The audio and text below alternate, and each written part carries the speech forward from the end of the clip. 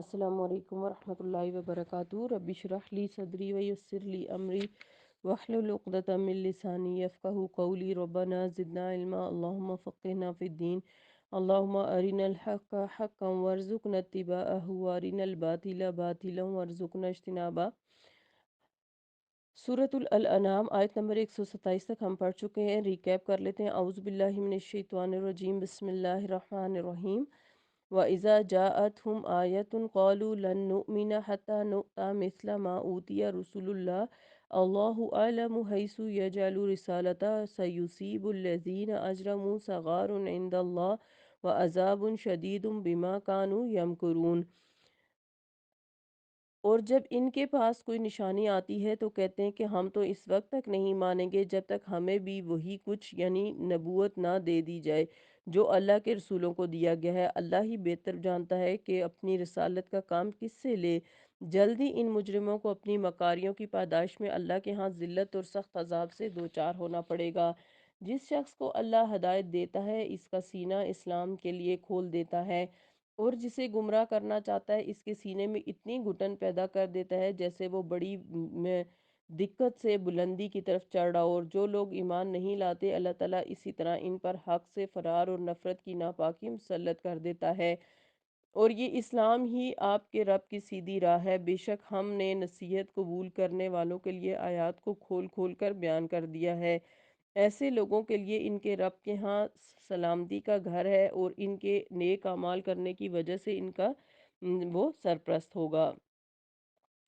آیت نمبر 128، وَيَوْمَ يَحْشُرُهُمْ جَمِيعًا يَا مَعْشَرَ الْجِنِّ قَدِ اسْتَكْثَرْتُم مِّنَ الْإِنسِ قَالَ أَوْلِيَاؤُهُم مِّنَ الْجِنِّ رَبَّنَا اسْتَمْتَعَ بَعْضُنَا بِبَعْضٍ وَبَلَغْنَا أَجَلَنَا الَّذِي أَجَّلْتَ لَنَا قَالَ النَّارُ مَثْوَاكُمْ خَالِدِينَ فِيهَا إِلَّا مَا شَاءَ اللَّهُ إِنَّ رَبَّكَ حَكِيمٌ عَلِيمٌ۔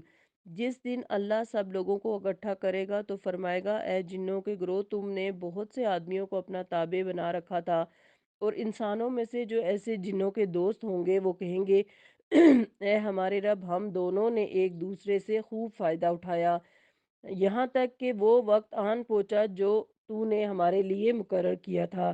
اللہ تعالیٰ فرمائے گا اچھا، تم سب کا ٹھکانہ دوزخ ہے جس میں تم ہمیشہ رہو گے، مگر جتنی مدت اللہ بچانا چاہے گا بچا لے گا۔ بلا شبہ آپ کا رب بہت دانا اور سب کچھ جاننے والا ہے۔ جنوں کا انسانوں کے سر چڑھنا۔ سورۃ الجن میں اللہ تعالیٰ نے اسی مضمون سے ملتا جلتا مضمون بیان فرمایا ہے کہ آدمیوں میں سے کچھ لوگ ایسے تھے جو جنوں سے پناہ مانگا کرتے تھے۔ انسانوں کے اس فعل نے جنوں کی سرکشی کو اور بڑھا دیا، اور ظاہر ہے وہ اپنے آپ کو بہت چیز سمجھنے لگے، یعنی جن انسانوں کے سر چڑھنے لگے۔ دور جہالت میں جب کوئی شخص جنگل میں پھنس جاتا یا کسی سفر میں اسے جان کا خطرہ محسوس ہوتا تو وہ یوں کہتا کہ میں اس جنگل کے مالک کی پناہ میں آتا ہوں۔ ان لوگوں کے وہم کے مطابق ہر جنگل کا الگ الگ بادشاہ ہوتا تھا، اور جو شخص اس سے پناہ مانگتا وہ اس کی فریاد کو بھی پہنچتا تھا۔ اور یہ بادشاہ کوئی شیطان یا جن ہی ہوا کرتا تھا جو آدمیوں کو ایسی فریاد سن کر خوشی سے پھولا نہ سماتا اور کہتا کہ میں جنوں کے علاوہ آدمیوں کا بھی سردار ہوں۔ جن ایک غیر مرئی مخلوق ہیں جو مختلف شکلیں اختیار کر سکتے ہیں۔ ان میں بھی انسانوں کی طرح اکثریت برے لوگوں کی ہوتی ہے جنہیں خبیث روحیں بھی کہا جاتا ہے۔ یہ روحیں بعض دفعہ سفر میں اور بالخصوص ناپاک جگہوں میں بری سی شکل دھار کر انسانوں کو خوفزدہ کرتی ہیں اور ان پر اپنا رعب جماتی ہیں۔ ایسی بدروحوں کو ہمارے ہاں عموماً بھوت اور چڑیل کہا جاتا ہے۔ بیت الخلاء میں جاتے وقت ہمیں جو دعا رسول اللہ صلی اللہ علیہ وسلم نے سکھائی ہے وہ یوں ہے، اللہم انی اعوذ بک من الخبث والخبائث۔ اے اللہ، میں جنوں اور جنیوں یعنی بدروحوں مذکر ہوں یا مؤنث سے تیری پناہ میں آتا ہوں۔ یہ صحیح بخاری کی حدیث ہے۔ اس کا مطلب یہ ہے کہ یہ ایسی بدروحیں انسان کو تنگ اور پریشان کر سکتی ہیں۔ جنوں اور انسانوں کا ایک دوسرے سے فائدہ اٹھانا۔ اب جنوں اور انسانوں کی ایک دوسرے سے فائدہ اٹھانے کی صحیح صورتیں تو ہمیں معلوم نہیں، تاہم مشہور و معروف صورت جو ہم دیکھتے ہیں وہ تسخیر جنات کی صورت ہے۔ جنوں کو مسخر کرنے والے انسانوں کو ہماری زبان میں عامل کہا جاتا ہے۔ یہ لوگ قرآن کریم کی مختلف صورتوں، آیتوں یا بعض دوسرے جنتروں منتروں کی زکوٰۃ نکالتے ہیں، اور زکوٰۃ نکالنے کی اصطلاح ان کے پورے عمل کو ظاہر کرنے کے لیے واضح کی جاتی ہے۔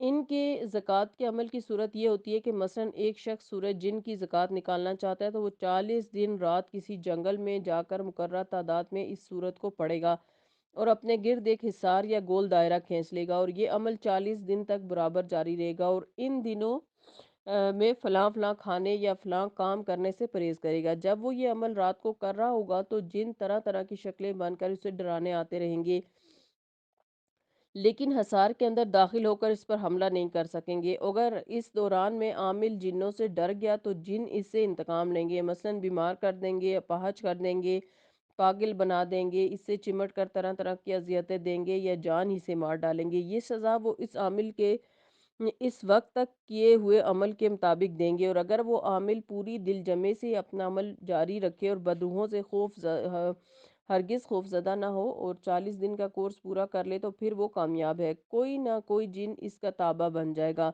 جس سے وہ طرح طرح کے کام لے سکتا ہے، یعنی جب اس جن کی ضرورت پیش آئے تو ایک دفعہ سورہ جن پڑھ کر اسے بلائے تو وہ حاضر ہو جائے گا اور عامل اسے مطلوبہ کام پر معمور کر کے اس سے کام کروا سکتا ہے۔ اب ظاہر ہے کہ جس عامل نے کوئی جن یا بدروح مسخر کر لی ہو وہ اسے مطلوبہ کام پر لگا کر دنیاوی مفادات ہی حاصل کر سکتا ہے۔ جب کوئی جن کسی عورت کے جسم میں حلول کر کے اسے پریشان کر رہا ہو، یاد رہے جن عموماً عورتوں ہی کو پڑھتے ہیں، مردوں کو کم ہی پڑھتے ہیں، تو عامل کو بلایا جاتا ہے، وہ جن کو حاضر کر کے حالات معلوم کرتا ہے، مریض کے علاج معالجے کا وعدہ کرتا ہے اور گھر والوں سے نذرانے وصول کرتا ہے۔ یہاں تک کہ ایک بات اور بھی قابل ذکر ہے یہاں پر کہ جن عموماً اس بستی میں عورتوں کو پریشان کرتے ہیں جہاں کوئی عامل رہتا ہو، جن سے یہ نتیجہ نکلتا ہے کہ اپنے مفادات کی خاطر عامل بعض دفعہ خود ہی جن ڈالتے ہیں، پھر جب اسے علاج کے لیے بلایا جائے تو اپنے نذرانے وصول کرتے ہیں۔ بہرحال جنوں کے انسانوں کو تنگ کرنے اور عاملوں کے کارناموں کے متعلق طرح طرح کی داستانیں مشہور ہیں اور کچھ واقعات دیکھنے میں بھی آتے رہتے ہیں۔ حقیقت کا علم صرف اللہ ہی کو ہے۔ دوسری بات، یہ سارا کاروبار چونکہ جادو سے ملتا جلتا ہے اور جنوں کے ذریعے سے غیب کے حالات معلوم کرنے کا دھندا بھی اسی میں شامل ہے، لہٰذا قرآن کی روح سے یہ بھی کفر ہے۔ اس لیے اللہ نے ایسے جنوں اور انسانوں کی سزا دوزخ مقرر کی ہے۔ اور تیسری بات یہ اس آیت میں کہ گناہوں کی سزا احوال اور ظروف کو مد نظر رکھ کر کی جائے گی، اور یعنی جس طرح کے کسی کے حالات ہوئے ہوں گے اور اس نے ان حالات میں جو عمل کیا ہوگا ویسا ہی اس کو سزا دی جائے گی، اور یہی انصاف کا تقاضا ہے۔ لہٰذا ایسے لوگوں کے عذاب دوزخ کی مدت میں کمی اور بیشی عین انصاف کے مطابق اللہ تعالیٰ کریں گے۔ آیت نمبر 130، یا معشر الجنی والانسی، آیت نمبر 129، وَكَذَلِكَ نُوَلِّي بَعْضَ الظَّالِمِينَ بَعْضًا بِمَا كَانُوا يَكْسِبُونَ، اسی طرح ہم ظالموں کو ایک دوسرے کا ساتھی بنا دیں گے کیونکہ وہ مل کر ہی ایسے کام کرتے تھے، یعنی جو جن و انس دنیا میں ایک دوسرے کے مددگار تھے، جہنم میں بھی اللہ تعالیٰ ان کو ایک دوسرے کے ساتھ رکھیں گے۔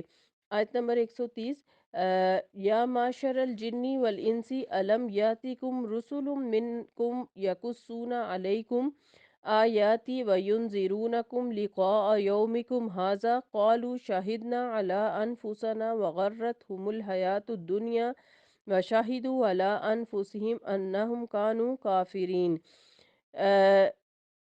پھر اللہ تعالیٰ ان سے فرمائے گا، اے جنوں اور انسانوں کی جماعت، کیا تمہارے ہاں تمہیں میں سے رسول نہیں آئے تھے جو تمہارے سامنے میری آیات بیان کرتے اور آج کے اس دن کی ملاقات سے یعنی آخرت سے تمہیں ڈراتے؟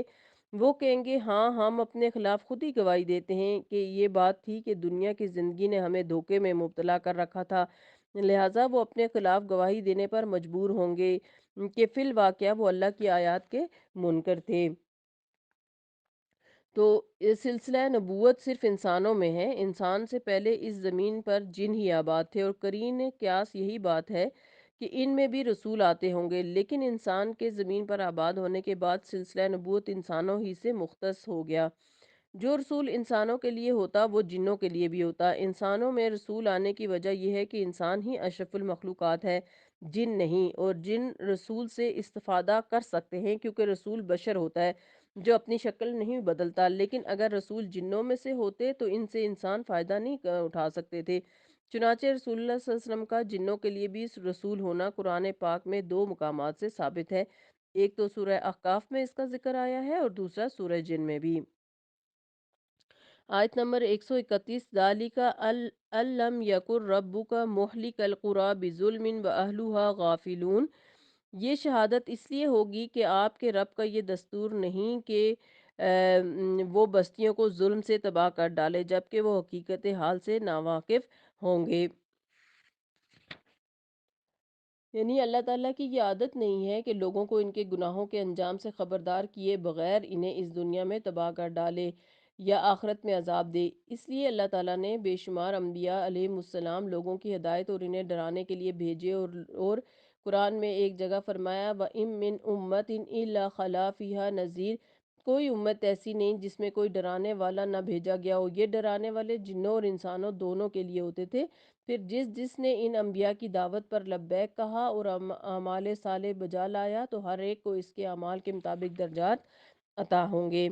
وَلِكُلٍّ دَرَجَاتٌ مِّمَّا عَمِلُوا، آیت نمبر 132، وَمَا رَبُّكَ بِغَافِلٍ عَمَّا يَعْمَلُونَ، اور ہر ایک کو اس کے اعمال کے مطابق بدلہ یا درجہ ملے گا، اور جو کچھ وہ کام کر رہے ہیں آپ کا رب اس سے بے خبر نہیں ہے۔ تو اس آیت سے کیا پتہ چلتا ہے کہ جیسا ہمارا عمل ہوگا جتنی، اور ویسے بھی قرآن پاک کی ایک دوسری صورت سے پتہ چلتا ہے، دوسری آیت سے پتہ چلتا ہے کہ انسان کے اعمال اس دن تولے جائیں گے۔ تو انسان کے اعمال کے اندر جس قدر خالص نیت ہوگی، جس قدر اچھا طریقے سے وہ کام کیا ہوگا، اتنا زیادہ اس کے اجر کا درجہ بھی بڑھے گا۔ آیت نمبر 133، وَرَبُّكَ الْغَنِيُّ ذُو الرَّحْمَةِ إِن يَشَاء يُذْهِبْكُمْ وَيَسْتَخْلِفْ مِن بَعْدِكُم مَّا يَشَاءُ كَمَا أَنشَأَكُم مِّن ذُرِّيَّةِ قَوْمٍ آخَرِينَ۔ اور آپ کا رب بے نیاز اور مہربان ہے، اگر وہ چاہے تو تمہیں لے جائے اور تمہاری جگہ لوگوں کو لے آئے، جیسے تمہیں اور لوگوں کی نسل سے پیدا کیا، جس چیز کا تم سے وعدہ کیا جا رہا ہے۔ ان یعنی اللہ نے جس قیامت کے دن کا تم سے وعدہ کر رکھا ہے وہ بہرحال آ کر رہے گی۔ تم اپنی سر توڑ کوششیں کر کے دیکھو تو اس دن کو ٹالنے پر قادر نہیں ہو سکتے۔ پھر اس دن تمہارا پورا محاسبہ کیا جائے گا۔ نیز یہاں وعدے سے مراد عذاب کا وعدہ بھی ہو سکتا ہے، ایسا عذاب بھی جیسے کافروں پر آیا، تو پھر انہیں نجات کی کوئی راہ نہیں ملے گی۔ آیت نمبر 134، اما توعدون لآت وما انتم بموجزین۔ جس چیز کا تم سے وعدہ کیا جا رہا ہے قیامت، وہ یقیناً آنے والی ہے اور تم اللہ کو عاجز نہیں کر سکتے۔ اور پھر آیت نمبر 135 میں فرمایا قُلْ یا قوم اعملوا علی مکانتکم انی عامل فسوف تعلمون من تکون له عاقبۃ الدار انہ لا یفلح الظالمون۔ آپ صلی اللہ علیہ وسلم ان سے کہیے اے میری قوم، تم اپنی جگہ عمل کرتے جاؤ، میں اپنی جگہ عمل کرتا رہوں گا، پھر جلد ہی تمہیں معلوم ہو جائے گا کہ انجام کار کس کے حق میں بہتر رہتا ہے، اور یہ تو یقینی بات ہے کہ ظالم کامیاب نہیں ہو سکتے۔ یعنی اگر تم اپنی غلط روی سے باز نہیں آتے تو اس پر جمے رہو اور مجھے اپنی راہ پر چلنے دو، عنقریب ہم سب کو یہ معلوم ہو جائے گا کہ انجام ہمارا بہتر رہا یا تمہارا۔ بہرحال یہ بات تو یقینی ہے کہ ظالم کبھی فلاح نہیں پاتے، نہ اس دنیا میں نہ آخرت میں۔ یہاں ظلم سے مراد شرک ہے، جیسا کہ سیدنا لقمان نے اپنے بیٹے کو نصیحت کی تھی کہ ان شرک لظلم عظیم، میرے بیٹے کبھی شرک نہ کرنا کیونکہ شرک ہی سب سے بڑا ظلم ہے۔ یہاں ظلم سے شرک اس لیے مراد ہے کہ آئندہ مشرکوں کے بعض افعال اور رسومات کا اگلی آیات میں ذکر کیا جا رہا ہے، جنہیں ہم انشاءاللہ اگلے سیشن میں پڑھیں گے۔ اور آج کی آیات میں ہم نے جنات کے بارے میں پڑھا ہے کہ کس طرح سے وہ جنات اور انسان مل کر غلط کام کرتے ہیں، اور جو لوگ اس دنیا میں جس کے ساتھ رہے ہوں گے، جس کے ساتھ ان کی محبتیں ہوں گی، آخرت میں بھی وہ انہی کے ساتھ ہوں گے۔ تو ان آیات میں ہم نے یہ بھی پڑھا کہ اللہ تعالیٰ ایسے جنوں اور انسانوں کو جہنم میں جمع کر دیں گے، وہ جہنم میں ایک دوسرے کے ساتھ رہیں گے۔ بہرحال ہمارے سامنے اللہ تعالیٰ کی شریعت واضح طور پر موجود ہے، ہمیں ان تمام کاموں سے بچنا چاہیے، جو کہ شریعت کے خلاف ہیں، اور اس طرح کے کام کرنا، جنوں کو اپنے قبضے میں کرنا یا عملیات کرنا، یہ سب غیر شرعی کام ہیں، کفر ہیں۔ اللہ تعالیٰ ہمیں ان سب کاموں سے محفوظ رکھے، اور ہمیں اللہ تعالیٰ ایسے فسادی اور شریر لوگوں سے، چاہے وہ جنوں میں سے ہوں یا انسانوں میں سے، اللہ ہمیں محفوظ رکھے، آمین۔ سبحانک اللہم و بحمدک، نشہد ان لا الہ الا انت، نستغفرک و نتوب الیک۔ السلام علیکم ورحمۃ اللہ وبرکاتہ۔